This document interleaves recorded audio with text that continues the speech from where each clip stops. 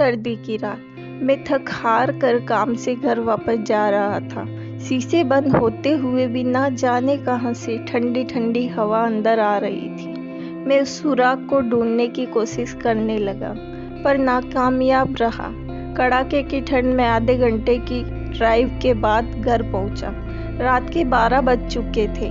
मैं घर के बाहर कार से आवाज़ देने लगा। बहुत देर हॉर्न बजाया। शायद सब सो चुके थे। 10 मिनट बाद खुद ही उतरकर गेट खोला। सर्द रात के सन्नाटे में मेरे जूते की आवाज़ साफ सुनी जा सकती थी। कार अंदर का जब दोबारा गेट बंद करने लगा तभी मैंने देखा 8-10 साल का बच्चा अपने कुत्ते के साथ मेरे घर के सामने फुटपाथ पर सो रहा था। वह एक अधफटी चादर ओढ़े हुए था। उसको देखकर मैंने उसकी ठंड को महसूस करने की कोशिश की तो एकदम सकपका गया। मैंने महंगी जैकेट पहनी हुई थी, फिर भी ठंड को कोस रहा था।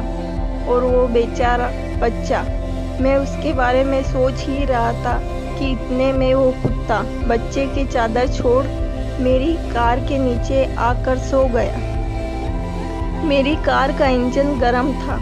शायद उसकी गर्माहट कुत्ते को सुकून दे रही थी। मैंने कुत्ते को भगाने की बजाय उसे वहीं सोने दिया और बिना अधिक आर्ट किए पीछे का ताला खोलकर घर में घुस गया। सबके सब सो रहे थे। मैं चुपचाप अपने कमरे में चला गया। जैसे ही मैंने सोने के लिए रजाई उठाई, उस लड़के का ख्याल आया।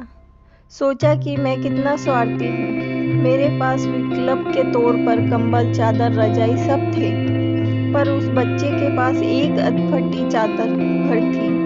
फिर भी वो बच्चा उस अधफटी चादर को भी कुत्ते को साथ बांट कर सो रहा था और मुझे घर में फालतू पड़े कंबल और चादर भी किसी को देना गंवारा नहीं था।